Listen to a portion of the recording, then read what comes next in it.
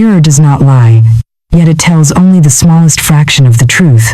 Consider the stillness of a domestic Tuesday morning, the pale amber of dawn filtering through sheer linen curtains, casting long, geometric shadows across a meticulously arranged bedroom. A solitary figure stands before the polished expanse of a full-length glass. The air is cool, carrying the quiet hush of a world not yet fully awake. On the bedside table rests a heavily annotated journal pages, filled with neatly scripted goals, pasted collages of sun-drenched European coastlines, luxury timepieces, and architectural sanctuaries. For months, perhaps even years, this space has been consecrated to the ancient art of intentional creation. Here, voices have spoken incantations into the empty air, repeating affirmations until vocal cords grew strained and raw. Here, closed eyes have conjured mental cinemas with such fierce, white-hot intensity that the scent of salt water and cedarwood felt almost tangible against the skin. Every rule of the modern manifestation canon has been observed with monastic precision. And yet, reality remains stubbornly, immutably identical. The reflection stares back with the exact lines of fatigue from yesterday. The bank statement sitting on the kitchen counter bears the familiar, austere digits of limitation. The same quiet friction hums in the background of daily life. An unyielding friction between the vibrant, limitless paradise painted in the theater of the mind and the cold, unyielding architecture of the physical world. It is a profound and dizzying paradox. How can the human consciousness, capable of dreaming galaxies into existence, remain anchored to the very soil it desperately seeks to transcend? What invisible barrier stands between the fervent devotion of the seeker and the materialization of their desire? To understand this is to step beyond the superficial playground of modern self-help and enter the silent, hidden machinery that truly governs human experience. To dismantle this paradox requires moving past the symptoms and interrogating the underlying architecture of manifestation itself. Why do conventional techniques, the vision boards, the rote affirmations, the forced emotional highs, so often culminate in exhaustion rather than elevation? To answer this, one must deploy the method of recursive thinking, peeling back layer after layer of cultural conditioning until the core mechanism is exposed. Why do these traditional methods fail the earnest seeker? Because they operate entirely upon the plane of effect while ignoring the plane of cause. They treat human consciousness like a stubborn physical object that must be beaten into a new shape through sheer repetition. When an individual stands before a mirror and repeats, "I am abundant," while their internal nervous system is humming with the frequency of scarcity, a profound internal civil war is initiated. The conscious mind broadcasts a message of wealth, but the deeper, subterranean frequency, the actual state of being broadcasts panic. How does this subterranean frequency dictate physical reality? Reality does not respond to what man desires. It mirrors what man assumes to be naturally true of himself. The universe is not a transactional marketplace where one exchanges tokens of positive thoughts for goods delivered by a cosmic postal service. It is a resonant field. Every emotional state, every underlying assumption, and every unspoken dread emits a specific energetic signature. When the methods of the modern manifestation industry are applied from a state of inner lack, they function merely as spiritual cosmetics. They paint a veneer of optimism over a foundation of desperation. Why does desperation neutralize creation? Because desperation is, at its ontological root, the acknowledgement of absence. When one visualizes an outcome not from the serene stillness of possession, but from the frantic hunger of deprivation, the psychological signal communicated to the quantum field is clear. This is something I do not have. Thus, the field responds by organizing circumstances that perpetually reflect that exact definition. The mirror cannot display what is not embodied. The reflection remains unchanged not because the individual is broken, nor because the universe is withholding its bounty, but because the instrument of perception is tuned to a frequency that makes the desired reality structurally impossible to receive. In the annals of early industrial engineering, there is the legendary account of master artisan Thomas Vance, a man who spent 40 years attempting to build an engine of perpetual motion. Vance was a titan of mechanical theory. In his sprawling workshop in the heart of industrial Lancashire, surrounded by the smell of hot machine oil and burning coal, he erected towering apparatuses of brass, iron, and glass. He calculated gear ratios with sublime precision and polished cogs until they shone like silver stars. His ambition was absolute, to create a wheel that, once set into motion, would spin forever under its own power, driving dynamos and lifting heavy weights without external fuel. Day after day, Vance stood before his massive creations. When a gear slipped or a wheel slowed to a halt, he did not question the foundational design. Instead, he simply applied more muscle. He forged heavier levers, cranked tension springs to their absolute breaking point, and hammered stubborn iron pins into tighter alignments. He sweat, he bled, and he forced the machinery with every ounce of his formidable willpower. Yet, without fail, the friction within the complex system would steadily consume the kinetic energy, and the great iron wheels would groan, shudder, and die. One evening, exhausted to the point of collapse, Vance sat in the dim light of a single tallow candle, staring at a shattered piston rod. An old itinerant clockmaker, passing through the village, sought shelter from the rain and was welcomed into the workshop. The old man walked silently among the silent monuments of iron and brass. He did not touch the cogs, nor did he inspect the gear ratios.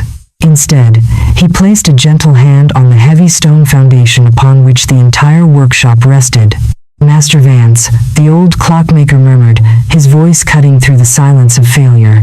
"You have spent a lifetime studying the motion of the wheels, yet you have placed your magnificent engine upon unstable, trembling ground. No amount of mechanical force can overcome the friction of a foundation built on imbalance. You are trying to manufacture energy by fighting the very laws of gravity that hold the earth together." Vance looked down at his blood-stained hands. He realized in that instant that his obsession with the moving parts had blinded him to the structural reality of the floor beneath his feet. The problem was never the complexity of the cogs, it was the baseline from which the machine attempted to operate. To embody this truth today requires an immediate cessation of spiritual violence. The first step toward genuine transformation is laying down the heavy hammer of forced positivity and acknowledging, with absolute and unvarnished honesty, where one's internal baseline truly resides. When an unwanted circumstance arises in the physical world today, whether it be a stagnant bank balance, a fractured relationship, or a lingering sense of inadequacy, resist the urge to immediately plaster over it with toxic affirmations. Instead, pause. Step back from the mirror of the material world and recognize that what is reflected is merely yesterday's shadow. The struggle of the past weeks or months is not evidence of a curse or a personal inadequacy. It is simply a diagnostic reading of an old frequency. Embrace the stillness of the unadorned present moment. Understand that true power does not lie in the frantic manipulation of external effects, but in the quiet, unyielding mastery of the inner state. Yet, this realization is merely the clearing of the ground.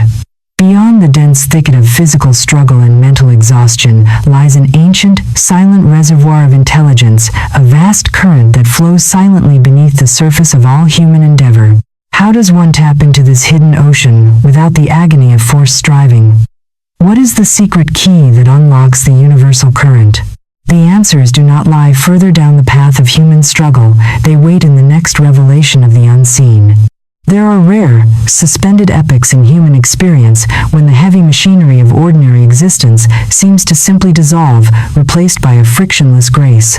Imagine a late autumn evening on an isolated northern coast where the slate-gray sea meets a horizon bruised with indigo and copper. A lone traveler walks along the wet shale of the beach, carrying the burden of an unsolved labyrinth, a professional crisis, a tangled relational knot, or a profound existential exhaustion that months of relentless cognitive calculation have failed to untangle. Every mental door has been battered, every strategic avenue explored, and leaving behind only the dull ache of mental fatigue. Then, quite unprompted by any fresh effort, a strange and exquisite stillness descends. The wind dies down to a soft, salt-laced whisper. At that exact moment, without warning or procedural calculation, an idea drops into the quiet theater of the mind, complete, luminous, and blindingly obvious. It is as if an invisible hand has reached past the clamor of the intellect and placed the golden key directly into the palm. Within hours, external circumstances that had remained frozen for seasons begin to unspool and rearrange themselves with miraculous, effortless timing. Doors swing wide, long silent voices call out, synchronicities click into place like the tumblers of a cosmic vault opening from within. To the observer, it feels like magic, an intervention from some celestial bureaucracy, yet it is nothing of the sort. It is the sudden, accidental alignment with the universal current, a vast, subterranean river of intelligence that flows constantly beneath the turbulent surface of human striving, waiting only for the cessation of personal resistance to carry the soul toward its destination. To grasp the mechanics of this universal current requires moving beyond the narrow confines of personal willpower and examining the radical insights pioneered by early metaphysical thinkers such as Florence Scovel Shinn. What did Shinn truly uncover beneath the archaic religious language of her era? She discovered that human beings are not isolated engines of creation sputtering in a vacuum, but rather permeable conduits designed to channel a pre-existing field of infinite intelligence. To unpack this core principle, one must employ recursive thinking, interrogating the very nature of human agency and universal law. Why does the human mind stubbornly insist on forcing outcomes through personal struggle rather than resting in this universal current? Because the ego is fundamentally structured upon the illusion of separation. Born into a physical reality governed by Newtonian mechanics where objects must be pushed, pulled, and manipulated to move, the human intellect assumes that spiritual and material success must obey the same brutal laws of friction. The ego identifies exclusively with the tiny, isolated island of the personal mind.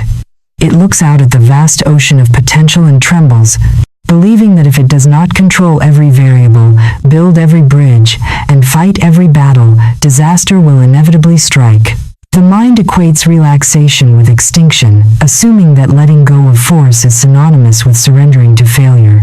How does shifting from personal force to universal alignment alter the fabric of manifestation? When an individual attempts to muscle their way into wealth, love, or purpose, they are operating from what ancient philosophies term the finite human will. They are using a teaspoon to bail out an ocean, but when that same individual steps aside, when they quiet the frantic machinations of the personal intellect, they plug into an infinite reservoir of universal intelligence. Why is this universal intelligence infinitely more efficient than human willpower? Because universal intelligence operates from a vantage point of total perspective. The personal mind sees only a fraction of a percent of reality, a single thread in an infinitely complex tapestry.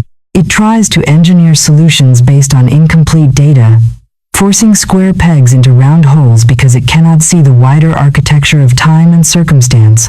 Universal intelligence, conversely, sees the entire grid. It knows every hidden connection, every unrevealed timing, and every latent solution that the personal mind could never mathematically conceive. How, then, does one practically transition from the prison of personal force to the sanctuary of this invisible current? It begins with the realization that the primary obstacle to receiving is not a lack of external resources, but the unrelenting pressure of internal interference. The current is already flowing, the solutions already exist. The abundance is already present in the field.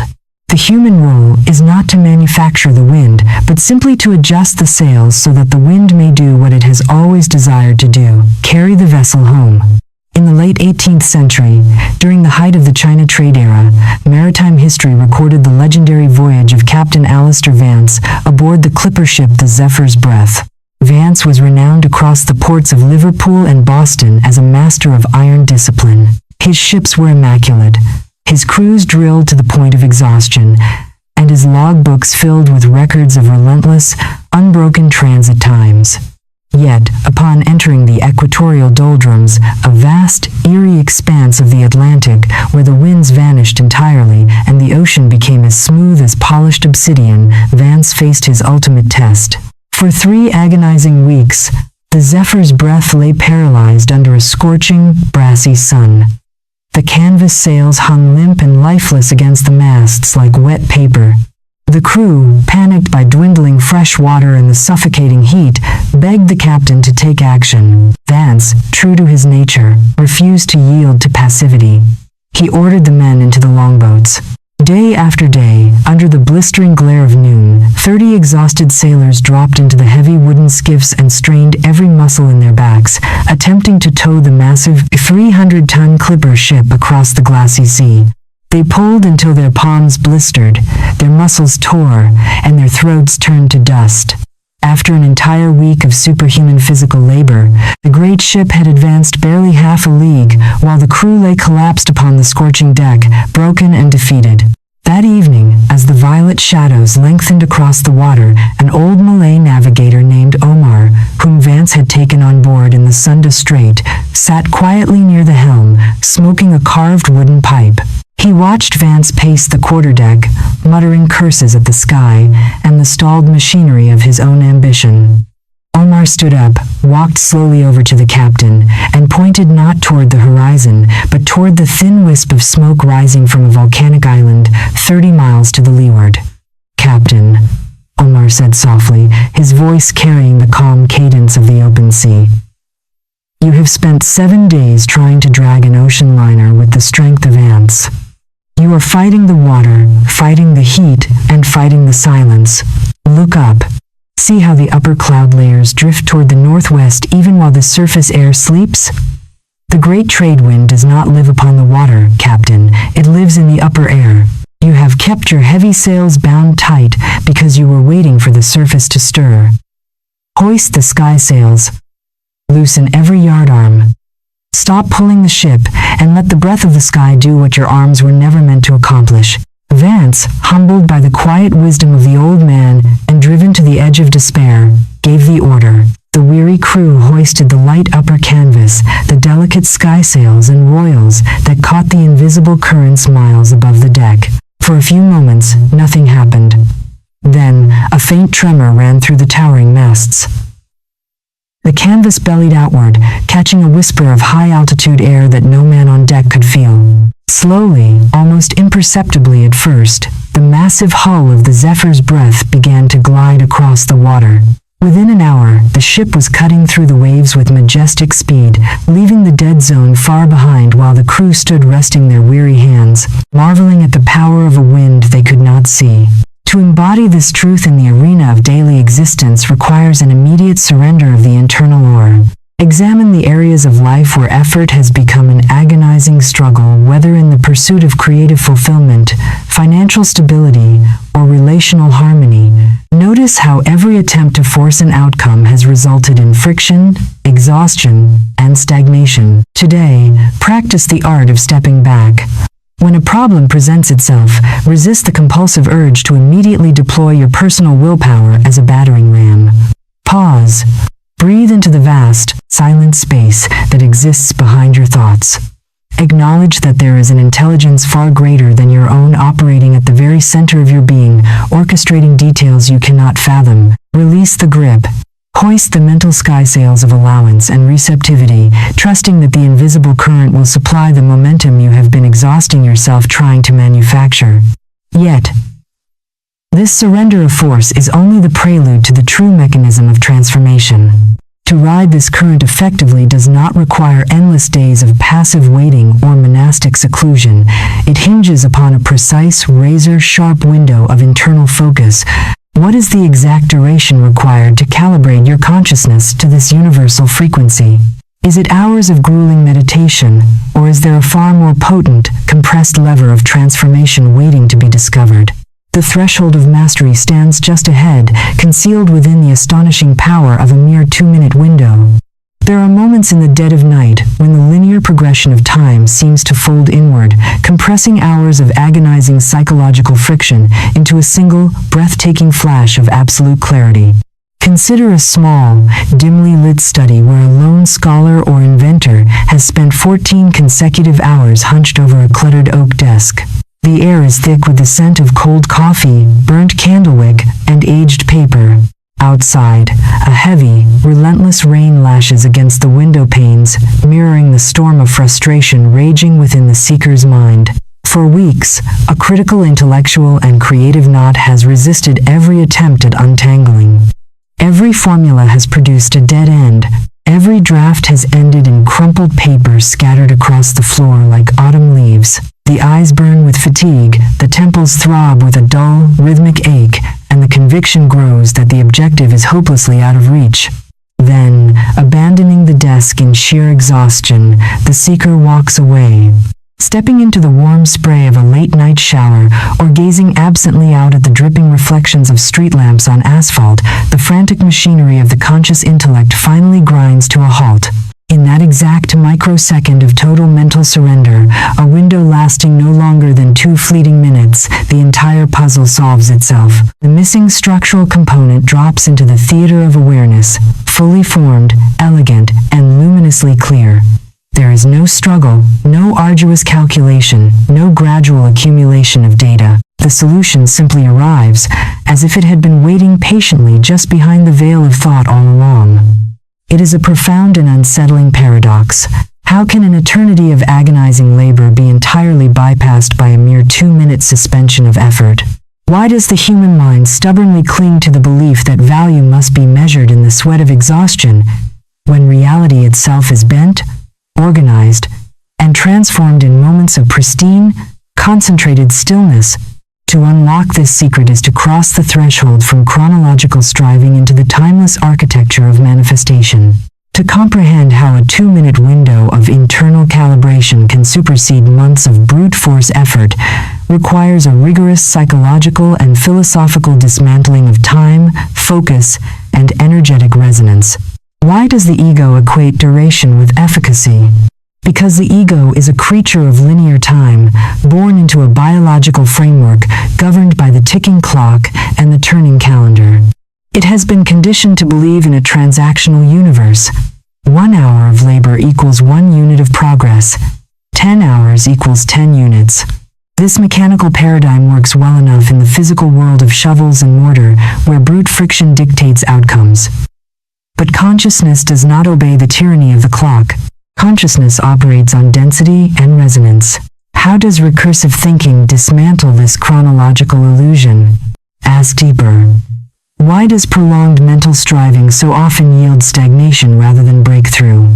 Because the longer the personal mind wrestles with a problem from a state of lack or confusion, the deeper it entrenches itself in the very frequency that created the problem. Every minute spent worrying, forcing, and agonizing acts like a drill pressing deeper into stone, locking the consciousness into a narrow, restricted tunnel of perception. The mind becomes hyper-focused on the obstacle itself, broadcasting a continuous, vibrating distress signal to the quantum field. How, then, does a 2-minute shift dissolve what weeks of labor could not? By introducing a complete phase change in the observer's state of being. True creation is not a cumulative process, it is a resonant collapse. When an individual steps out of the frantic current of psychological time and anchors their awareness in a pristine, unshakable state of absolute alignment for just 120 seconds, a profound coherence occurs within the nervous system. Why is 2 minutes the critical quantum boundary of human concentration? Because sustained, undistracted focus without the friction of doubt or resistance is biologically and psychologically taxing for an untrained mind. Most human beings cannot maintain a pure, unpolluted frequency of absolute assumption for even 30 seconds before their internal dialogue floods back with memories of lack, fear, and past failures. Therefore, 2 minutes of pure, undivided residency in a desired state of being acts as an atomic flash of consciousness. It is long enough to override the nervous system's habitual feedback loops, long enough to recalibrate the heart-brain coherence, and potent enough to stamp a new blueprint upon the formless field of universal intelligence. The universe does not measure your worth by how long you suffered while waiting for your desire. It responds instantly to the absolute authority with which you occupy the frequency of its fulfillment. In the annals of classical Japanese martial arts, the legend of Master Kenjiro and the imperial archery trials of the 17th century offers a timeless parable of this exact principle. The annual tournament at the Kyoto shogunate was the pinnacle of martial prestige. The nation's greatest samurai and archers gathered from every province, bringing bows crafted from laminated mulberry and strings of braided silk. Among them was young Master Kenjiro, whose reputation for impossible accuracy had preceded him.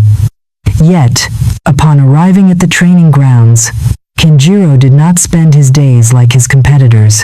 While the other archers stood beneath the scorching midday sun for hours on end, drawing their heavy bows 500 times a day until their shoulders bled and their fingers calloused into horn, Kenjiro sat quietly in the shade of a pine pavilion. He drank green tea, observed the flight of dragonflies across the pond, and barely touched his bow. On the third day of preliminaries, the senior examiners approached Kenjiro with thinly veiled contempt. Master Kenjiro, the lead adjudicator, said coldly, "The tournament begins at dawn tomorrow. Your competitors have discharged tens of thousands of arrows, honing their muscles to iron. You have scarcely drawn your bowstring an inch. Do you take this sacred competition for a jest?" Kenjiro smiled gently, set down his porcelain cup, and gestured toward the target range 100 paces away.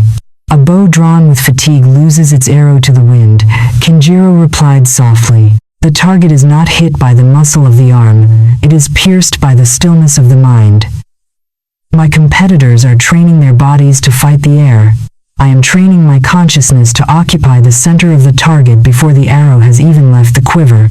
When the tournament commenced the following morning, the atmosphere was electric with tension. The master archers stepped up one by one. They strained their muscles, adjusted their stances, calculated the crosswinds with frantic precision, and released their shafts. Many struck true, but all showed the visible marks of strain, the micro-tremor in the hand, the heavy breath of exhaustion, the subtle calculation of effort. Finally, Kenjiro stepped onto the raised wooden dais. He did not rush to knock his arrow. He stood motionless before the assembly, closing his eyes against the brilliant morning sun. For precisely 2 minutes, the entire courtyard fell into a profound, breathless silence. Not a muscle twitched. Not a sound escaped his lips. In those 120 seconds, Kenjiro did not visualize hitting the target, he became the target. He collapsed the distance between the archer, the bow, and the bullseye into a single, unified state of absolute being. When he opened his eyes, his movement was fluid as water. The bow was drawn, the arrow released with a soft thrum, and the shaft split the center of the target with such absolute perfection that it sheared clean through the wooden stake behind it. There was no sweat on his brow, no tremor in his hand, and no sign of effort in his breath. He had conquered time, distance, and struggle through the absolute mastery of a single, concentrated window of presence. To embody this truth today requires abandoning the marathon mentality of spiritual practice and embracing the razor-sharp precision of the 2-minute masterclass. Take a careful inventory of the areas where you have been exhausting yourself through endless repetition, whether in repeating affirmations like a chant of desperation or visualizing an outcome with white-knuckled intensity. Recognize that volume is no substitute for resonance. Today, scale back the duration and radically elevate the purity of your focus. Identify one profound desire or state of being you wish to anchor in your reality. Step away from the noise of daily distractions. Find a quiet space and set a timer for precisely 2 minutes. In that window, do not merely imagine having what you desire. Completely relinquish the sensation of lack. Breathe into the absolute, unquestionable reality of its presence. Let your nervous system settle into the calm, unshakable authority of possession. When the timer sounds, return to your day carrying that frequency as your immutable baseline, refusing to let the superficial illusions of the physical world pull you back into the old vibration. You have learned that manifestation is not a matter of chronological endurance, but of energetic calibration. You have discovered how a single, pristine flash of observer consciousness can collapse the distance between desire and physical reality. Yet, this internal mastery immediately brings us face to face with the supreme diagnostic instrument of human existence. If consciousness is the field and frequency is the key, how do we accurately read the signals of our own internal state before we attempt to shift them? What are the precise gauges that tell us whether we are operating from scarcity or abundance? The answers lie waiting in the shadowed architecture of the human emotional dashboard, where the hidden maps of consciousness are laid bare. There are mornings when the human soul awakens to find itself drifting through an impenetrable, shifting fog of emotion, a dense internal weather pattern that feels as if it were blown in from an undiscovered continent. Imagine standing on the weathered wooden observation deck of a solitary lighthouse battered by the Atlantic spray, staring out at a sea that has turned the color of oxidized lead. The wind howls with a mournful, disquieting pitch, rattling the iron rivets and driving sharp needles of cold rain against the glass. Within the sanctuary of the tower, a human being sits at a heavy oak table, staring blankly at a blank sheet of paper or a flickering screen. Without warning, a sudden wave of inexplicable melancholy washes over the chest, heavy, dark, and seemingly untethered from any rational cause. There is no immediate crisis, no specific tragedy, and yet the entire emotional horizon is swallowed by an uninvited shadow. An hour later, as the light shifts, a sudden surge of restless anxiety takes its place, followed by a fleeting flash of fierce, burning ambition, and then a profound, numbing apathy. To the untrained eye, these shifting internal states appear as entirely random meteorological caprices of the psyche, unpredictable storms blowing across the internal landscape over which the individual possesses no rudder, no map, and no control. People spend their entire lives reacting blindly to these waves, allowing a sudden spike of fear to paralyze their choices, or a wave of sluggish apathy to sabotage their most cherished ambitions. Yet, this common perspective is a profound and fundamental illusion. Emotions are never random anomalies drifting through the mental atmosphere like stray clouds.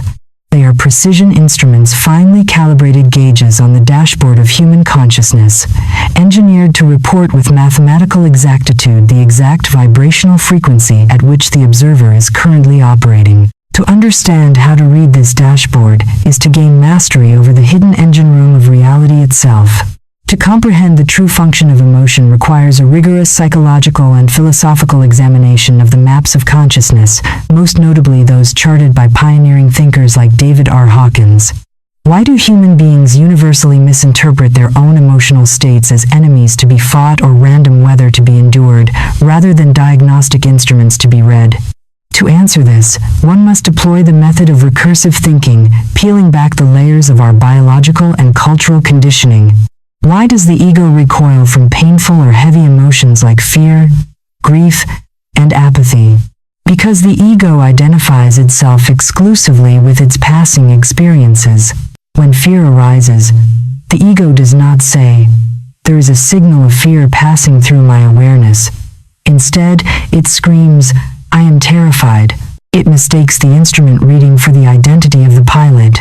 By personalizing the emotion, the ego enters into a state of desperate resistance, fighting the very gauge that is trying to warn it of an energetic misalignment.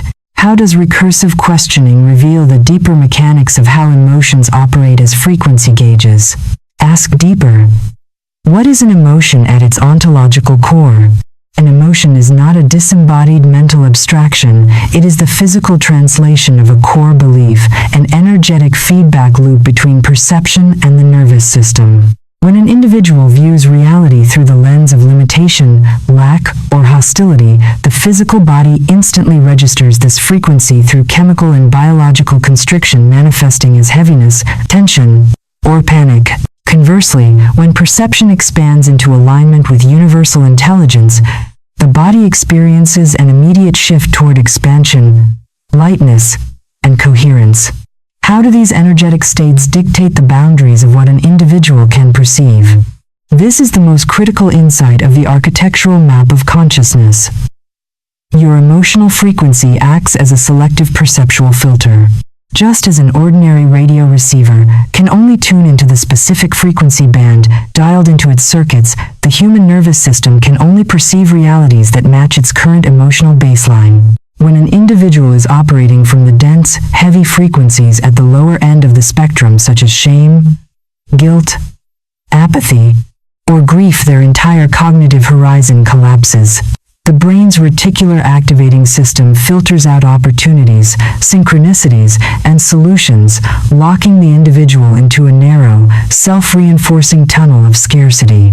They literally cannot see the doors standing wide open right in front of them because their internal instrument gauge is locked onto a station of lack. Why then do so many seekers fail to transform their external circumstances? Because they attempt to adjust the landscape outside while ignoring the dashboard inside. They try to force a high-frequency result while their emotional instrument panel is screaming a low-frequency warning. True mastery begins not with frantic external manipulation, but with the courage to look unflinchingly at the dashboard, read the gauges with absolute emotional neutrality, and understand precisely where the consciousness is vibrating in this very moment. In the harrowing annals of early transatlantic aviation, the legendary solo flight of Captain Julian Vance across the uncharted northern mists in 1927 provides a striking historical parallel. Vance was piloting a fragile, fabric-covered monoplane across a stretch of open ocean notorious for sudden, violent electromagnetic anomalies that scrambled primitive navigational instruments. Midway through the journey, deep over the freezing waters of the North Atlantic, a dense black fog rolled in, blotting out both sea and stars. The aircraft shuddered under the buffeting winds, and the cockpit filled with an eerie, humming vibration. Suddenly, the primary instrument panel went haywire. The artificial horizon spun wildly in circles. The compass needle twirled like a dervish, and the altimeter began fluctuating erratically between 2,000 and 10,000 feet. Panic gripped Vance's chest. The physical sensations screaming through his body were terrifying.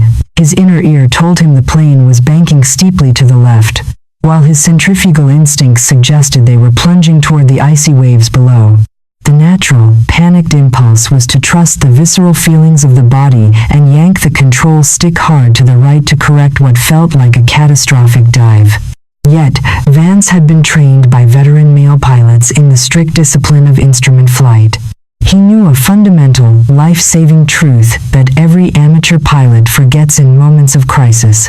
Your body's sensory organs can lie to you in a fog, but a well-calibrated instrument gauge reflects absolute mechanical reality. Closing his eyes against the terrifying physical sensations of vertigo, Vance deliberately ignored the screaming protests of his inner ear and the violent buffeting of the wind. He forced his eyes to lock exclusively upon the tiny, steady needle of the turn and bank indicator, a simple, isolated instrument powered by a vacuum gyroscope that remained true despite the surrounding chaos. For 20 agonizing minutes, Vance flew entirely by that single instrument, ignoring every terrifying physical feeling in his body. Slowly, as he maintained steady, unyielding alignment with the gauge, the turbulence subsided. The monoplane broke through the lower shelf of the fog into the brilliant, golden light of dawn, flying straight and true toward the distant coastline. The physical sensations of terror had been entirely false. The instrument gauge had held the absolute truth of his position the entire time.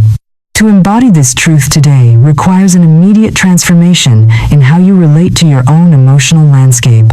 The next time an intense wave of heavy emotion washes over you, whether it is sudden anxiety, lingering frustration, or a wave of unexplained lethargy, stop treating it as an enemy to be suppressed or a personal failure to be ashamed of. Treat it for what it truly is, a precision gauge on your internal dashboard. Step back into the observer seat, look directly at the feeling without judgment, and ask yourself, what is this instrument telling me about my current frequency? What underlying assumption about reality am I holding right now that is registering this density? By shifting from reactive identification to cool, objective diagnosis, you instantly neutralize the emotional charge. You stop fighting the weather and start reading the instruments. You realize that emotions are not your identity, they are simply feedback mechanisms guiding you back toward alignment. Yet, reading the dashboard is only the beginning of true emotional mastery. For decades, modern popular culture has peddled a seductive and dangerous falsehood. The notion that true spiritual evolution requires keeping those instrument gauges permanently locked on maximum positivity, erasing every shadow, and forcing an artificial smile through every storm. What is the hidden trap behind this relentless pursuit of good vibes only? What happens to the human psyche when it wages war against half of its own emotional spectrum? The answers lie waiting in the shadowed mechanism of toxic positivity, where the next great revelation of human consciousness is about to be unveiled. There are places in the human journey where the architecture of reality closes in like the damp, unyielding walls of an ancient subterranean vault, shutting out every vestige of light. Imagine walking down a narrow, cobblestone alleyway in a forgotten district of an old European city just as a heavy, sulphurous sea fog rolls ashore. The gas lamps hiss softly through the gloom, casting sickly yellow pools of illumination that barely pierce the creeping gray veil. In this quiet, claustrophobic expanse, a traveler moves with slow, leaden footsteps. The coat feels heavy upon the shoulders, soaked through with a persistent, bone-chilling mist. Every movement requires immense exertion, as if the very air had thickened into molasses. Inside the mind of this traveler, an identical landscape unfolds. There are days when the human consciousness finds itself trapped in the lower chambers of awareness, submerged beneath heavy, unyielding frequencies of shame, guilt, apathy, and grief. In this state, the memory of joy feels like a distant, impossible myth from another lifetime. The world is viewed through a glass darkly, tinted with the sepia tones of defeat and the cold certainty that circumstances are permanently locked against them. The most cruel and confounding paradox of this condition is its self-reinforcing gravity. The traveler desperately wishes to escape the gloom, yet every conscious effort to look for light only reveals more evidence of shadow. The bank account remains unyielding. The relational discord persists. The mirror offers back the same tired, defeated expression. People caught in these dense lower frequencies believe with absolute conviction that the world is inherently hostile, dark, and indifferent to their suffering. They do not realize that the hostility they perceive is not a property of the external universe, but the heavy, distorting lens of the frequency through which they are looking. To understand how human beings become imprisoned in these subterranean densities and how the very search for proof of limitation guarantees its endless reproduction is to unlock the mechanics of the lower spectrum. To dissect the nature of these dense lower frequencies requires a rigorous, psychological, and philosophical inquiry into how perception shapes reality. Why do frequencies such as shame, guilt, apathy, and grief possess such an astonishing, gravitational pull on the human psyche? To answer this, one must deploy the method of recursive thinking, descending into the very foundation of how consciousness processes survival and identity. Why do lower frequencies dominate the human experience so much more easily than higher states of expansion? Because from an evolutionary and psychological standpoint, the lower frequencies are deeply tied to the primal wiring of the biological ego, the mechanisms of defense, threat detection, and self-preservation. When an individual experiences trauma, failure, or chronic stress, the nervous system contracts. This contraction is not merely physical, it is an energetic collapse.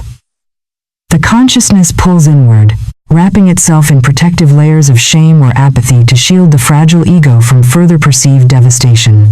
How does recursive questioning reveal the hidden trap of seeking proof within these states? Ask deeper. Why does the more an individual looks for evidence of their stuckness, the more reality provides it? Because human perception is governed by a strict cognitive filter known as confirmation bias, amplified exponentially by vibrational resonance.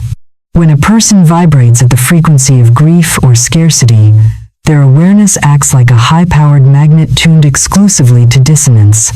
If a stranger passes them on the street and looks away, the low-frequency observer interprets it as rejection.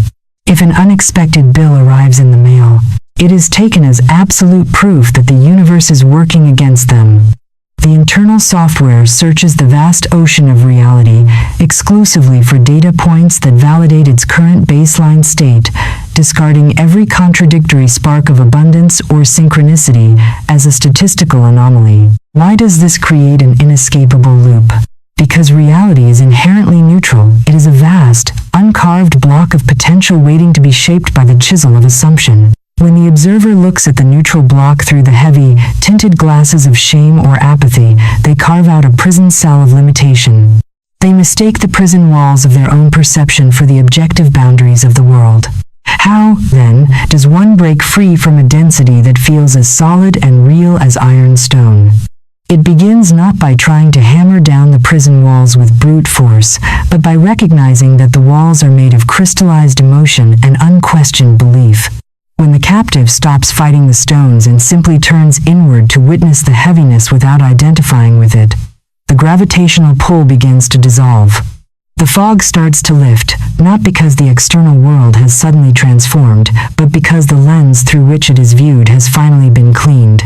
In the damp, subterranean limestone mines of 19th century Central Europe, there occurred a legendary account known among engineers as the paradox of the blind miner. Master miner Silas Vance had spent 25 years extracting rich veins of silver deep beneath the jagged peaks of the Carpathian Mountains. He knew every dark shaft, every subterranean stream, and every echo of the deep earth. Yet, during a catastrophic cave-in following an underground tremor, Silas found himself trapped alone in an unmapped lower tunnel, 300 feet below the surface. His lantern had shattered in the collapse, spilling its oil and extinguishing the flame instantly. Absolute, pitch-black darkness swallowed him whole, a darkness so thick and suffocating that it felt almost tangible against the skin. Panic, cold and sharp, seized Silas's chest. In the first hours of his entrapment, he began to crawl frantically through the blackness, his hands tearing against jagged stones and sharp iron ore. Every time his knuckles struck a rough wall of rock, he groaned in despair, convinced that the mountain was crushing him alive. He imagined the cave shrinking, the air growing thin, and his bones becoming part of the ancient stone. The longer he crawled and fought the dark, the more exhausted, terrified, and hopeless he became. Eventually, his muscles gave out, and he collapsed against a damp limestone pillar, weeping in the suffocating silence. Hours passed, or perhaps days. Time had lost all meaning in the tomb of the earth.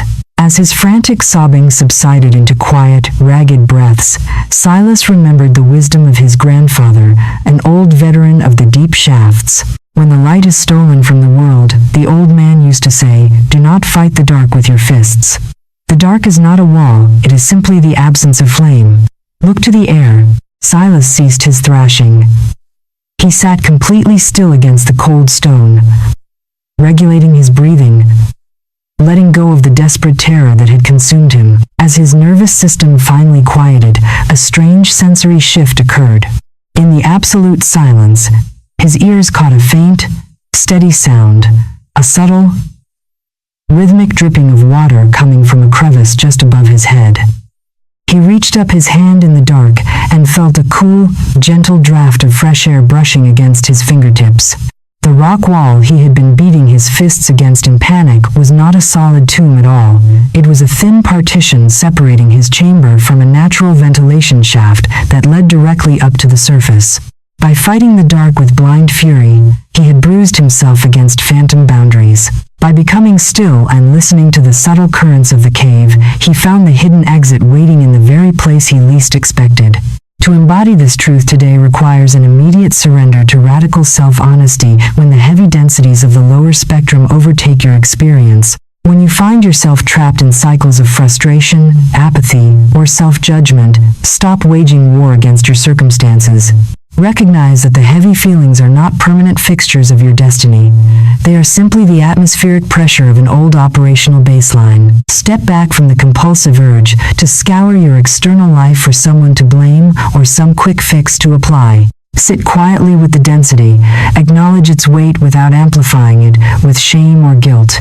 Understand that the darkness you feel is merely a closed window, not a permanent prison wall. By refusing to feed the lower frequency with resistance, you allow the heavy clouds to begin thinning naturally, restoring clarity to your internal perception. Yet, acknowledging the density and surviving the fog is only the preparatory phase of the journey. Beyond the shadows of the lower chambers lies a monumental turning point, the exact boundary line where human consciousness crosses from helpless victimhood into active, sovereign creation. What is this critical threshold that divides the sleeping passenger from the waking architect of reality? The answers rise like dawn over the horizon, waiting to be unveiled in the masterclass of the critical threshold of courage.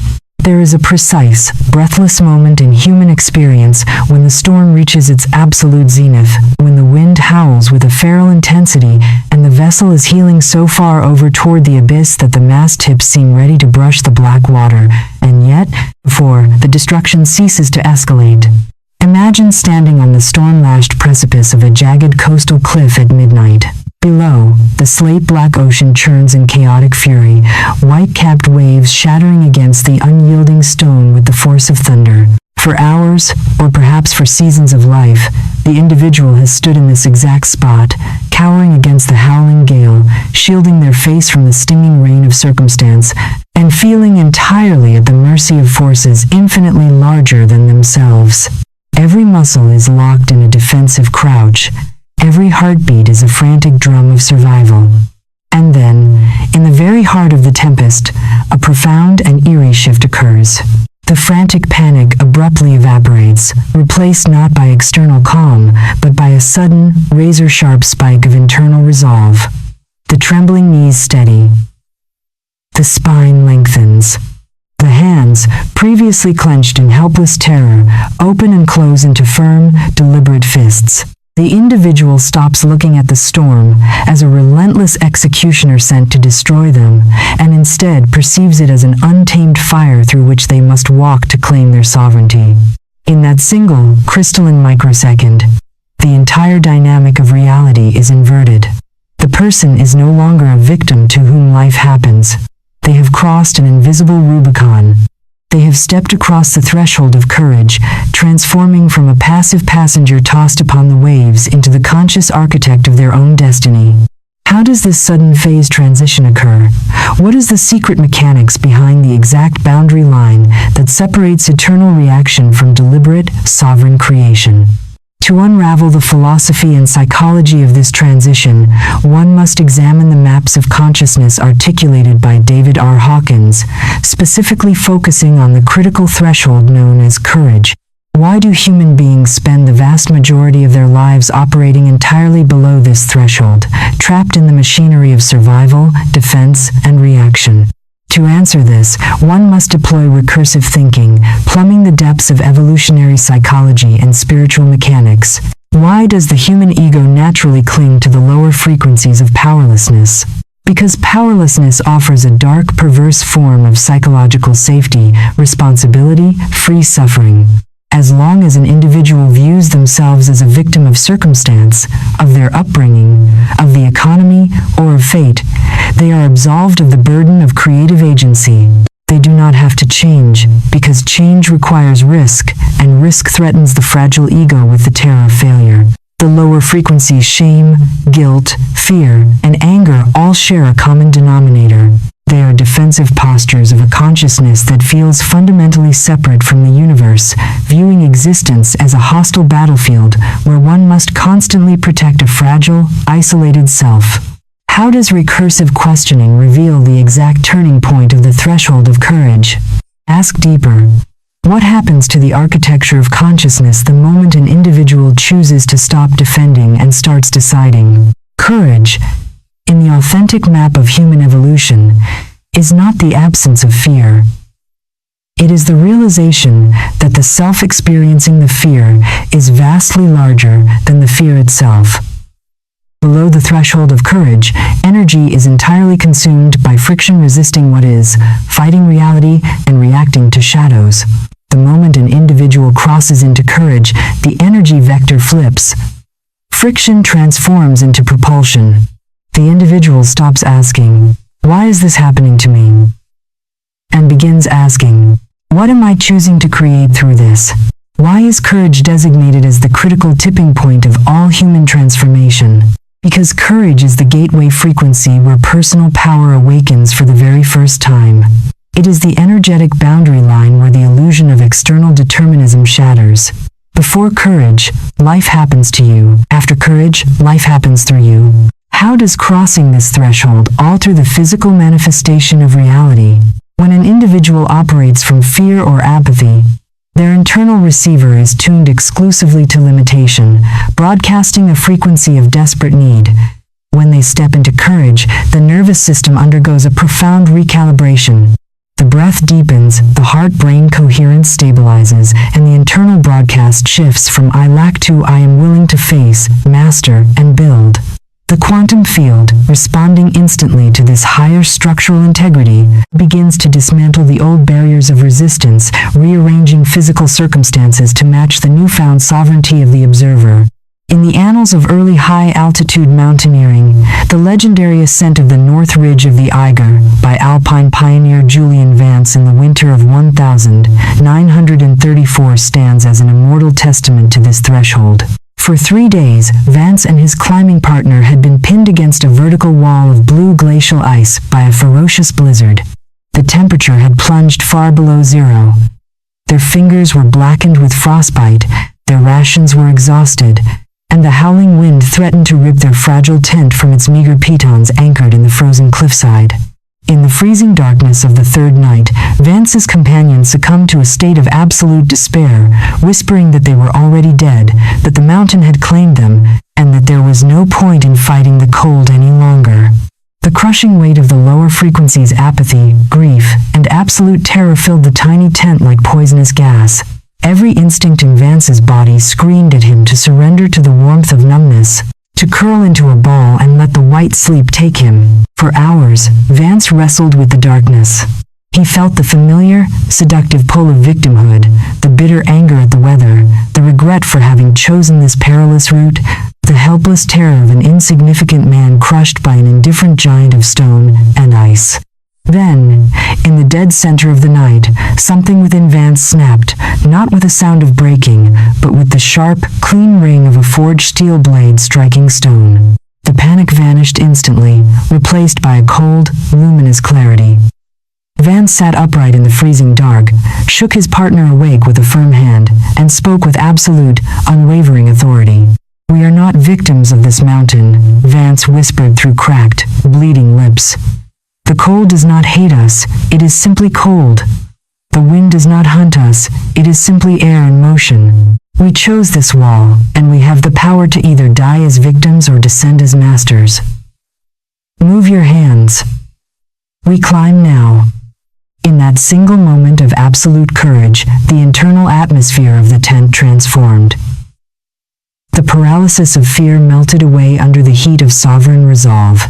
Working through the remainder of the night in total darkness, navigating sheer ice pitches where a single slip meant eternity, Vance led his broken companion down the frozen precipice. They did not conquer the mountain by fighting the storm, they conquered it by crossing the threshold within their own minds, transforming from helpless prey into resolute creators of their own survival. To embody this truth today requires an honest and uncompromising audit of your own daily existence. Examine the areas of your life where you have been playing the role of the passive victim, waiting for someone to save you, waiting for the economy to shift, waiting for permission to step into your true power.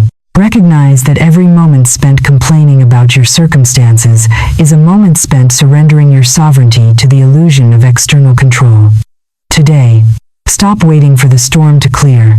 Step up to the precipice of your own challenges. Look them directly in the eye, and take full, unmitigated responsibility for your reality. Breathe into the spine of courage. Make the conscious declaration that you will no longer be shaped by what happens to you, but by how you choose to command your own state of being in the face of it. You have crossed the threshold from reaction into creation, recalibrating your internal receiver to detect higher dimensional possibilities.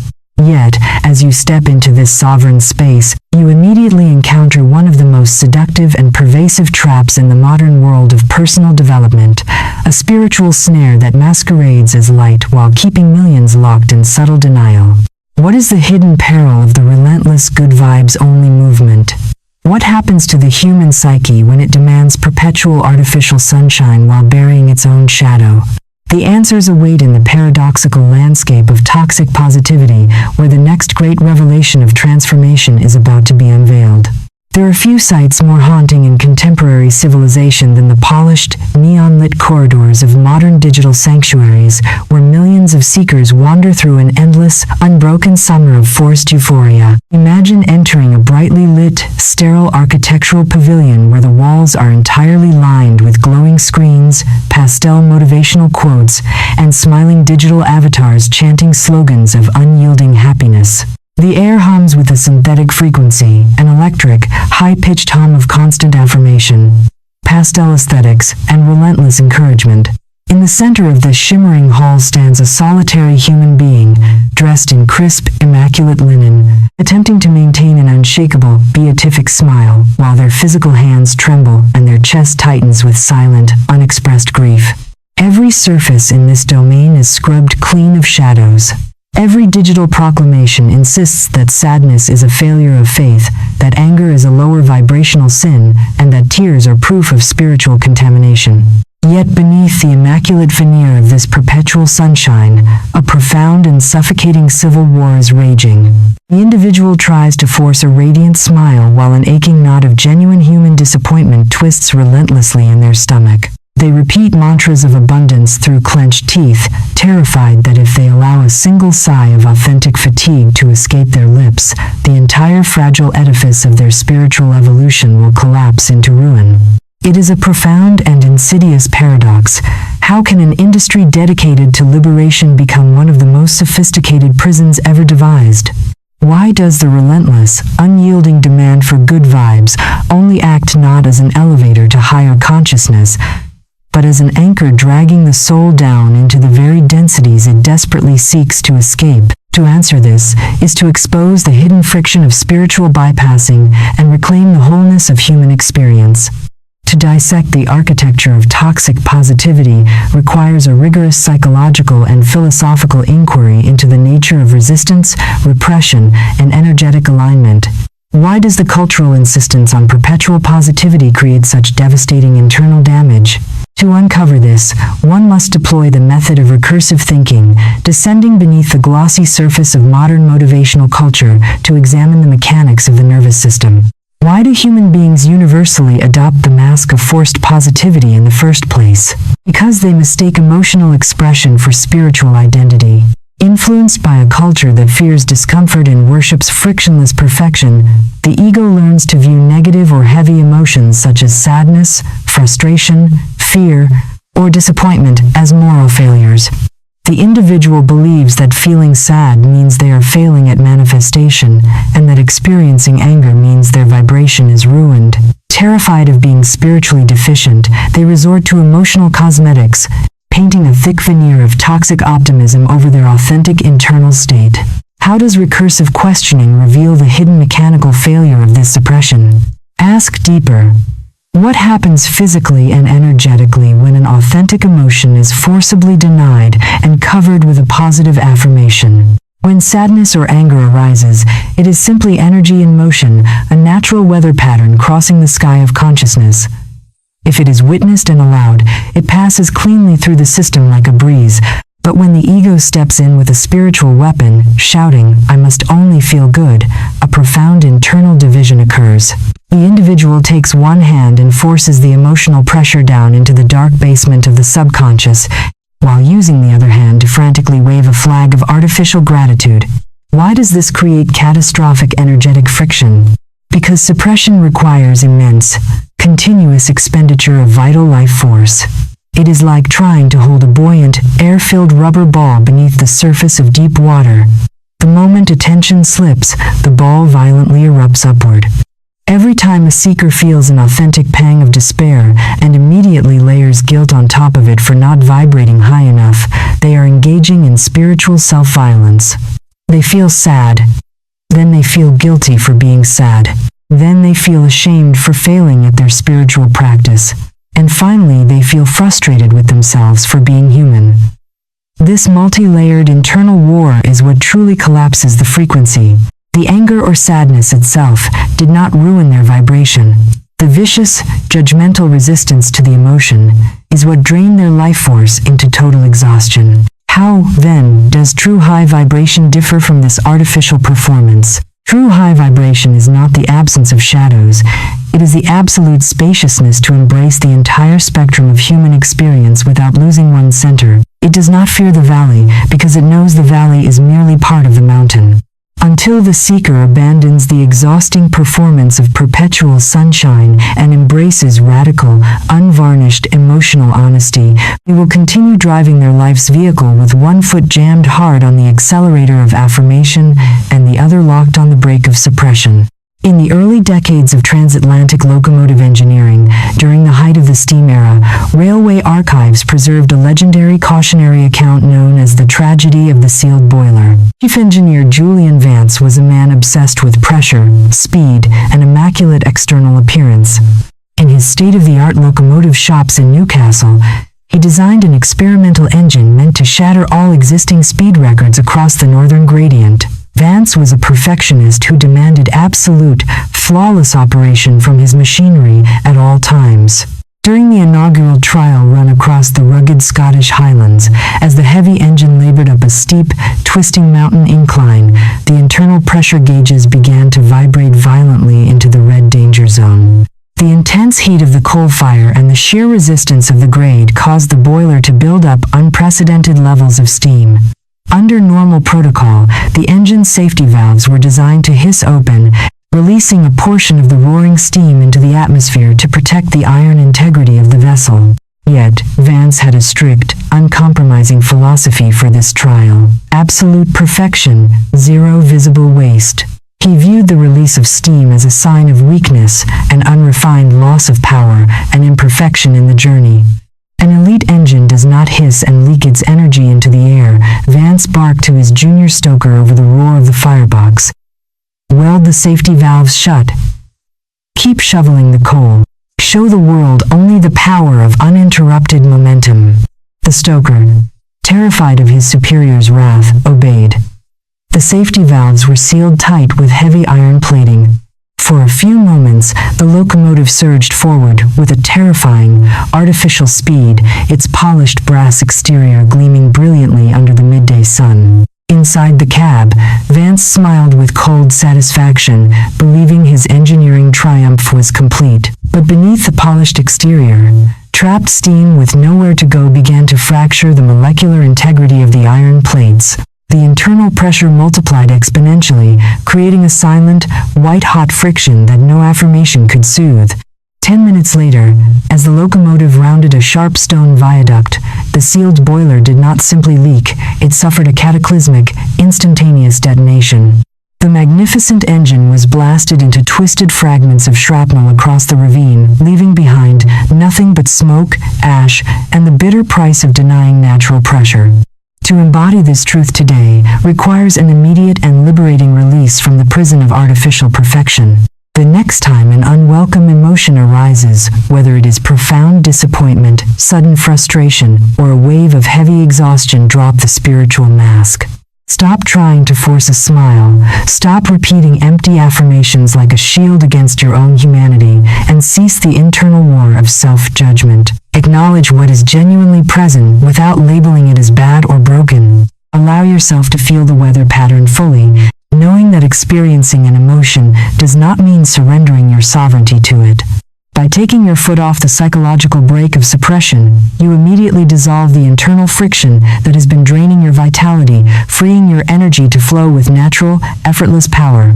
You have dismantled the illusion of toxic positivity, recognizing that true mastery embraces the full spectrum of existence. Yet, this brings us face to face with the grand rhythm of the cosmos itself. If human beings must cycle through valleys and peaks, how do we harmonize our inner lives with the unyielding tides of nature? What is the secret rhythm that governs expansion and contraction across the entire universe? The answers wait quietly on the other side of the shadow, ready to reveal themselves in the ancient dance of seasonal creation. There is an eternal, unwritten law written into the very marrow of the cosmos that humanity spends its entire technological age stubbornly attempting to rewrite. Imagine standing at the edge of a vast, ancient, deciduous forest as the autumn equinox settles over the land. The air is crisp, laden with the rich, earthy scent of damp humus, decaying leaves, and approaching frost. Across the branches of the ancient oaks and maples, a magnificent, slow transformation unfolds.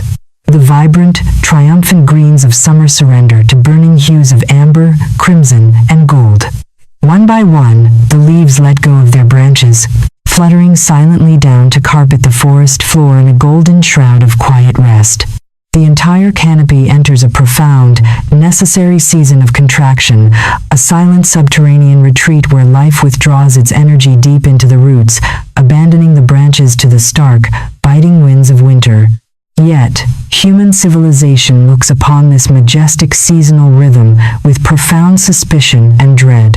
When the human soul experiences its own natural winter, a season of emotional withdrawal, creative quietude, or necessary contraction, the ego reacts with immediate panic. People demand of themselves an eternal, unyielding summer. They curse their internal valleys of low energy, berate themselves for periods of rest, and act as if a temporary dip in enthusiasm is a catastrophic failure of their spiritual evolution. It is a profound and exhausting paradox. How can a species born of nature wage such a relentless, bloody war against the very laws of nature that sustain it? Why do we demand that our internal weather remain permanently locked at high noon, forgetting that the stars can only be seen when the sun descends into the dark embrace of night? To understand the rhythm of expansion and contraction is to find peace within the eternal breath of existence. To comprehend why the human psyche resists contraction requires a rigorous psychological and philosophical inquiry into the mechanics of universal rhythms. Why has modern culture conditioned individuals to fear the valley and worship an unsustainable peak? To unpack this core principle, one must deploy recursive thinking, descending into the foundational laws that govern both physical matter and human consciousness. Why does the ego view contraction as a sign of decay or defeat rather than a vital phase of renewal? Because the ego is linear, impatient, and obsessed with immediate accumulation. Conditioned by industrial capitalism and digital acceleration, the modern mind assumes that progress must always be an upward-sloping straight line. If productivity drops, if inspiration fades for a week, or if an emotional low descends, the ego immediately concludes that it is sliding backward. It fails to recognize that nature does not operate in straight lines. It operates in cycles, rhythms, and spirals. How does recursive questioning reveal the deeper necessity of the contraction phase? Ask deeper. What would happen to a seed if it refused to contract beneath the dark, heavy soil and remained perpetually exposed to the blazing sun on the surface? It would wither, scorch, and die. Growth requires two complementary movements, the outward reach of expansion and the inward gathering of contraction. In the domain of consciousness, expansion is the phase of expression, action, manifestation, and external creation. Contraction is the phase of integration, rest, deep processing, and subterranean root building. When an individual attempts to force perpetual expansion, staying locked in high-intensity output, forced positivity, and relentless striving without allowing for periods of quiet withdrawal, they exhaust the vital reserves of their nervous system. Why does fighting this rhythm cause psychological fractures? Because resistance to natural cycles creates immense internal friction. The tide does not apologize when it pulls back from the shore. Its withdrawal is precisely what generates the immense hydraulic power of the next incoming wave. When a seeker allows themselves to move with the tide, honoring the quiet winters of the soul with the same reverence as the productive summers, they cease wasting precious energy on internal resistance. How, then, does true mastery navigate these alternating currents? True high vibration is not the rigid refusal to dip into the valley. It is the fluid, unshakable grace of a traveler who knows that every contraction is simply the universe gathering its strength for a magnificent, effortless leap forward. In the legendary shipbuilding traditions of 17th century Scandinavia, master shipwrights preserved an ancient, unyielding rule regarding the selection and treatment of timber for the Royal Naval fleets. Master shipwright Erik Vance was renowned across the Baltic for crafting vessels that could withstand the most ferocious Arctic tempers without splitting a single seam. While lesser boatyards rushed their green timber straight from the forest into the assembly sheds, Vance practiced a slow, seemingly counterintuitive art. When Vance selected massive, old-growth Scandinavian pines for his hulls, He did not immediately carve them into ribs and planks. Instead, after felling the trees during the deep freeze of midwinter, he submerged the raw timber deep into the brackish, freezing waters of a tidal estuary, anchoring the heavy logs securely in the mud. There, beneath the dark, crushing weight of the water and ice, the timber remained for 3 full years. To the impatient apprentices and visiting merchants who watched the operation from the sunlit docks, this practice seemed like madness. Master Vance, a young merchant, asked incredulously one spring morning, watching the cold, gray waves lap over the submerged logs. "You leave your finest timber to rot in the dark mud and freezing water? Why do you bind the wood in contraction when the king's navy cries out for new warships in the sunlit yards?" Vance smiled calmly, leaning on his carved oak staff. "Wood that only knows the sun is brittle, young man," Vance replied, his voice carrying the steady cadence of the sea. "If you shape a pine while it is full of frantic, rushing summer sap, it will dry too quickly. It will warp, crack, and snap the moment it meets the pressure of a North Sea gale. The timber must be submerged in the dark. It must contract, releasing its volatile juices into the water, allowing the cold salt to cure its core until every fiber is dense, unified, and unbreakable. Only when wood has known the deep contraction of winter can it truly endure the expansion of the open ocean." When the 3 years had passed, Vance raised the timber from the deep estuary. The wood was seasoned to absolute perfection, flexible yet unyielding, resilient beyond measure. Crafted into the hulls of the royal frigates, these ships rode out the most violent hurricanes of the century, bending with the force of the waves instead of snapping under rigid, arrogant resistance. To embody this truth today requires a radical and compassionate surrender to the natural rhythms of your own internal seasons. When a period of low energy, emotional quietude, or creative withdrawal descends upon your life, stop treating it as an emergency or a spiritual failure. Do not rush to fill the silence with forced affirmations or frantic striving. Recognize that your psyche, like the old-growth pine in the dark estuary, is undergoing a necessary phase of subterranean curing. Honor the winter. Allow yourself to rest, to integrate, and to gather your root strength beneath the surface of the visible world, trusting completely that the season of expansion will return with redoubled power when the internal cycle completes its turn. By harmonizing your awareness with the universal pulse of expansion and contraction, you eliminate the exhausting internal warfare that has drained your vitality for seasons on end. You have learned to ride the tides of existence with the fluid grace of nature itself.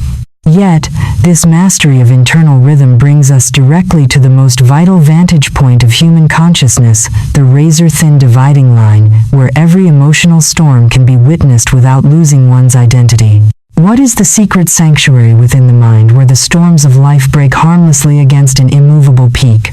The answers rise like a silent mountain summit, waiting to be unveiled in the eternal architecture of the sky and the weather of the soul. There are hours in the life of consciousness when an internal squall breaks across the mind with such sudden, blinding fury that the entire universe appears to be swallowed in darkness. Imagine standing upon the sheer, jagged summit of a towering granite crag at the onset of an alpine tempest. The air is charged with the heavy, electric scent of ozone and copper. Below, deep indigo clouds race across the valleys like wild, smoke-colored horses, wrapping the lower world in an impenetrable shroud. Without warning, a ferocious gust of wind tears across the plateau, driving sheets of cold rain and jagged lightning against the stone. The mountain peak vibrates under the shockwaves of thunder, and for a terrifying, disorienting instant, it feels as though the crag itself is dissolving into the chaos of the storm. Within the theater of human awareness, an identical tempest frequently explodes. A sudden wave of white-hot anger, a piercing spike of existential anxiety, or a heavy, paralyzing cloud of despair surges upward from the subconscious depths. The individual is instantly swept away, blinded by the velocity of the feeling. Every thought becomes jagged and defensive. Every breath is shallow and constricted. In that blinding moment, the person does not feel as though they are experiencing anger or fear. They are entirely consumed by it. They become the storm itself, lashing out at the world, or cowering before their own internal thunder. Yet, this absolute identification with passing emotional weather is the grandest optical illusion of human psychology. How can the vast, infinite expanse of conscious awareness, that which perceives, measures, and watches every rising and falling state be identical to the temporary, fleeting weather pattern blowing across its surface? To pierce this illusion is to discover the immovable sanctuary of the observer. To master the distinction between experiencing an emotion and becoming it requires a rigorous, psychological and philosophical inquiry into the architecture of identity. Why does the human mind instantly collapse its entire sense of self into whatever emotional weather happens to be passing through the nervous system at any given moment? To unpack this core principle, one must deploy the method of recursive thinking, descending deep into the mechanics of linguistic conditioning and egoic survival. Why does the human ego instinctively declare, "I am angry" or "I am depressed," rather than recognizing the state as an externalized visitor? Because the ego is fundamentally structured upon identification and attachment. Born into a material world of solid objects where things must touch and merge to interact, the personal mind applies the same clumsy logic to consciousness. When an intense chemical surge of cortisol or adrenaline floods the body, the ego grabs hold of the sensation and wraps its entire identity around it. It mistakes the biological messenger for the sovereign master of the house. By using the pronoun am instead of have or observe, the individual voluntarily shrinks their infinite consciousness down to the microscopic size of a single emotional reaction. How does recursive questioning reveal the profound linguistic pivot that shatters this false identification? Ask deeper. What happens to the energetic charge of an emotion when the language of identity is replaced by the language of witness? Consider the profound shift between saying "I am furious" and stating, "There is anger present in my experience right now." In the first statement, the self and the emotion are welded together into a single, explosive volatile compound. The observer becomes the observed, trapped in the prison of the reaction. In the second statement, a miraculous spatial geometry occurs. A vast, silent canyon opens up between the conscious awareness and the emotional weather. The individual steps back from the pulpit of reaction and sits comfortably in the quiet balcony of the witness. Why does this witness perspective inherently operate at a higher frequency than any emotion? Because awareness itself is unconditioned, unburnable, and unchanging. Emotions are transient contents passing through awareness. They are the clouds, but awareness is the sky. A cloud can be dark, heavy, torrential, or terrifying, but no storm cloud has ever stained, damaged, or destroyed the blue sky through which it passes. The sky simply holds space for the cloud, allows it to mature, shift, and dissolve, remaining pristine and untouched long after the tempest has vanished over the horizon. How then does this shift alter the physics of manifestation? When you stop fighting your emotions and stop identifying with them, you eliminate the internal friction that drains your creative power. You become anchored in an unshakable state of sovereign presence, turning your internal landscape from a chaotic battlefield into a serene, silent temple. In the classical philosophical archives of ancient Eastern maritime lore, there is the enduring legend of the Immortal's Crag, a legendary lighthouse built upon an isolated rock pillar in the middle of the turbulent Yellow Sea. The master builder of the crag, an ancient sage named Master Liang, was commissioned by the imperial dynasty to construct a beacon that could withstand the legendary typhoons of the eastern seaboard, storms powerful enough to snap iron masts and sweep entire stone fortresses into the deep. For 2 decades, Liang studied the behavior of the storms before laying a single stone.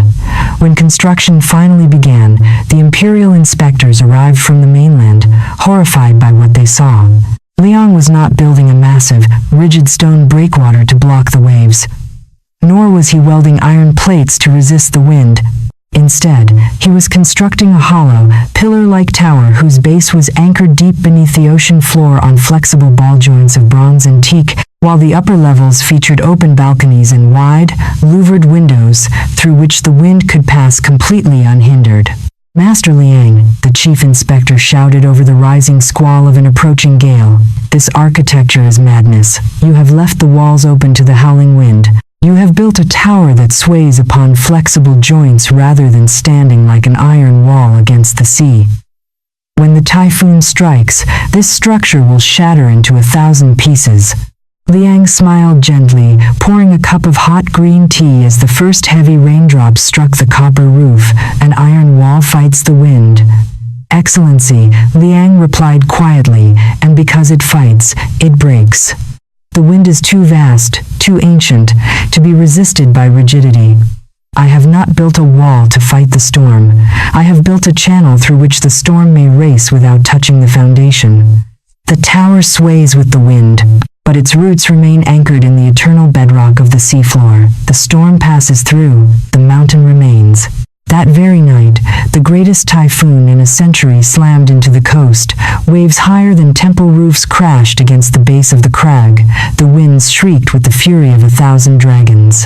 The imperial inspectors huddled in terror on the mainland, watching the lighthouse through their spyglasses, expecting every second to see it collapse into the boiling surf. Yet, when dawn broke over a tranquil, glittering sea, the Immortals' crag stood completely unharmed, gleaming proudly in the morning light. The winds had roared through its open windows.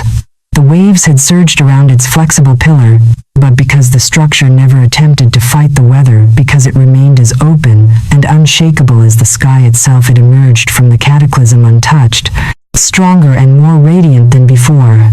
To embody this truth today requires an immediate and conscious shift in your relationship with every internal storm that arises in your daily experience.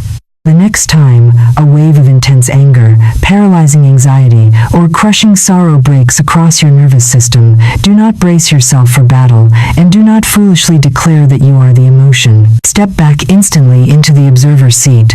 Soften your shoulders, drop your breath deep into your belly, and whisper silently within the sanctuary of your mind. There is fear present right now, or there is anger moving through my experience. Watch the sensation as if you were sitting on a veranda, observing a sudden summer squall passing over a distant valley.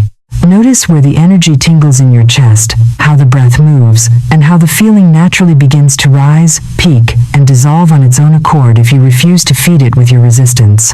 Anchor yourself in the sky of awareness, letting the weather do what weather has always done. Pass away into nothingness. You have mastered the sacred art of the witness, turning your inner landscape into an immovable sanctuary of sovereign power. Yet, this internal mastery is not merely an isolated psychological exercise. It is the master key that unlocks the ultimate, invisible architecture of reality itself. When the observer becomes still, what happens to the physical fabric of the world around them? How does modern quantum science converge with ancient mysticism to reveal that reality is not solid and unyielding, but an infinite, responsive ocean of pure energy waiting to be tuned? The final threshold stands open before us, waiting to be crossed in the grand convergence of quantum mastery and daily existence. There is a quiet, hypnotic tragedy in the way most human beings sleepwalk through the miraculous architecture of an ordinary Tuesday afternoon. Imagine walking down a bustling metropolitan thoroughfare at the peak of midday. The air hums with an invisible, silent symphony of electromagnetic waves, millions of radio broadcasts, cellular frequencies, satellite telemetry, and Wi-Fi signals passing effortlessly through the concrete buildings, through the glass windows, and directly through the physical bodies of the hurried pedestrians. Across this invisible ocean float symphonies of Mozart, urgent financial dispatches from across oceans, and voices from distant continents. Yet, for the average passerby, rushing down the pavement with eyes locked on a glowing handheld screen and a mind racing with deadlines and grievances, this vast ocean remains entirely imperceptible. They walk through a universe of infinite signal abundance while existing in a state of sensory starvation, trapped within the narrow, tinny echo chamber of their immediate conditioning. Within the theater of human consciousness, an identical phenomenon occurs every single second of existence. People lament that opportunities pass them by, that abundance is scarce, and that reality is a harsh, unyielding wall of limitation. They battle their circumstances with brute force, unaware that they are simply walking through a boundless, self-organizing quantum field tuned to the exact frequency of their habitual internal broadcast. The most profound paradox of human existence is this: we are not victims of a solid, unchangeable reality. We are living radio receivers walking through a limitless ocean of frequency, experiencing only the exact broadcast to which our internal dial is permanently locked. To wake up from this sleepwalk, to understand the true intersection where ancient wisdom meets cutting-edge quantum science, is to take hold of the dial and consciously tune into the frequency of reality itself. To dismantle the old materialist worldview and master the mechanics of quantum creation requires a rigorous psychological and philosophical inquiry into the true nature of matter and perception. Why did classical science and the conditioned human ego insist for centuries that reality is a solid, unyielding machine? To uncover this, one must deploy the method of recursive thinking, peeling back the layers of sensory illusion to examine the subatomic substrate of the universe. Why do our ordinary human senses perceive the world as solid, fixed, and immutable objects? Because biological evolution prioritized survival over absolute truth. The human visual apparatus evolved to detect macro-level obstacles, tigers, cliffs, and boulders, not subatomic waves. Consequently, our senses compress an ocean of vibrating energy and empty space into the crude illusion of solid matter. At the quantum level, modern physics has irrefutably proven that the chair you sit on, the floor beneath your feet, and the physical body reading these words are not solid at all. They are shimmering lattices of energy, mostly empty space, held together by patterns of information responding in real time to the observer's state of consciousness. How does recursive questioning reveal the mechanism of how consciousness interacts with this quantum field? Ask deeper, what is the actual function of human attention and frequency calibration within a participatory universe? The universe is not a static stage upon which our lives play out. It is an infinite wave function of pure potentiality that collapses into definite physical form the moment an observer registers an intention from a specific state of being. Just as a radio receiver does not create the music it plays, but merely selects a specific station out of the invisible electromagnetic sea by aligning its internal tuner, the human nervous system selects its lived reality based on its baseline frequency. When an individual operates from the frequency of lack, anxiety, or force, their biological receiver locks onto a narrow, restrictive band of circumstance, playing out the same repetitive track of struggle. Why do most people fail to alter their broadcast, despite desiring profound change? Because intellectual understanding is not calibration. Knowing about quantum physics or spiritual laws in the abstract is merely information floating in the cognitive intellect. It does not alter the somatic baseline of the nervous system. The field does not respond to what you hope for, wish for, or intellectualize about. It responds exclusively to what you embodiedly assume and feel as a natural state of being. How, then, does daily mastery bridge the gap between abstract knowledge and lived physical transformation? It happens exclusively through the micro moments of conscious choice, those critical, split-second junctions in daily life, where an old automatic reaction is intercepted by the razor-sharp blade of awareness. When an individual catches themselves slipping into the old frequency of scarcity, and deliberately pauses, breathes, and recalibrates their internal dial to the frequency of sovereignty for just 2 minutes, they are not merely feeling positive. They are literally rewiring their neural pathways, expanding their perceptual capacity, and permanently shifting their baseline broadcast. Reality, lacking any alternative, must eventually reorganize its physical architecture to match the new signal. In the early history of wireless telegraphy, during the pioneering experiments of the late 19th century, the legendary master engineer Julian Vance was tasked with establishing the first transatlantic radio link between the cliffs of Cornwall and the rocky shores of Newfoundland. For months, massive iron towers had been erected on both sides of the Atlantic. Heavy copper cables were strung, and colossal spark gap generators were built to hurl high-voltage electrical pulses across 2,000 miles of open ocean. Yet, despite expending thousands of horsepowers of electrical energy and flooding the ether with deafening bursts of raw power, not a single coherent message made it across the water.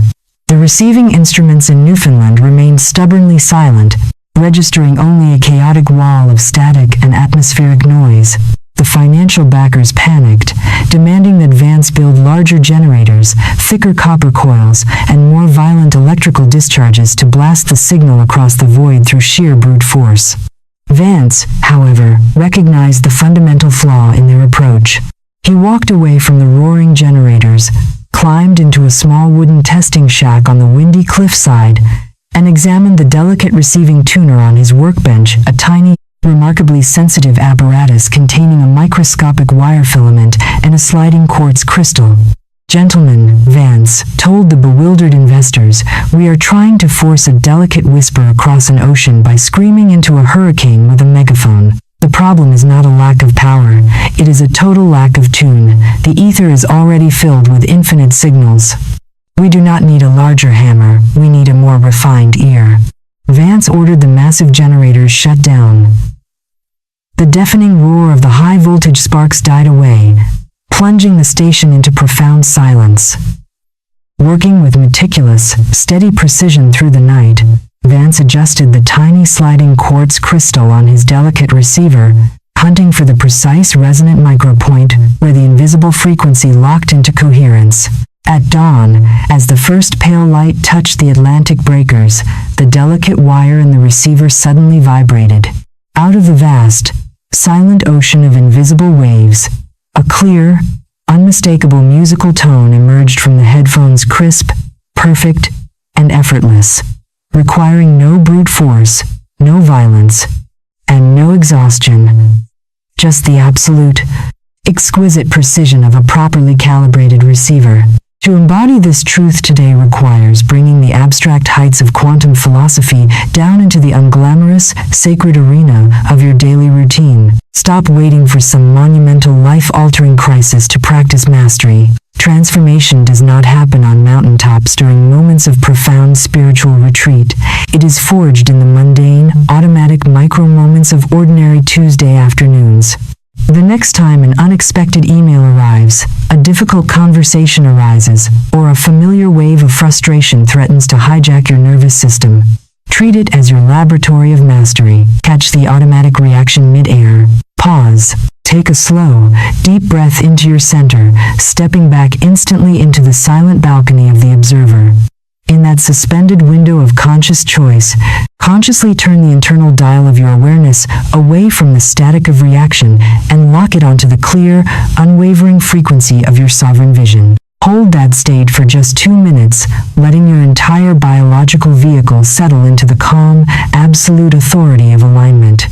By making this micro-adjustment consistently across your days, you are not just changing your mood, you are permanently upgrading your internal operating system. You are transforming your nervous system from a reactive survival machine into a finely calibrated quantum receiver capable of pulling extraordinary possibilities out of the infinite field. The physical reality around you, your finances, your relationships, your creative expression will begin to shift, not because you fought it into a new shape through exhaustion, but because you finally tuned yourself to the frequency of what has been waiting for you in the unseen currents all along. Step forward into the day with your receiver clear, your observer anchored, and your dial set to infinity. The symphony is already playing. You have only to listen, to align, and to let the reality you were born to inhabit reorganize itself around your command.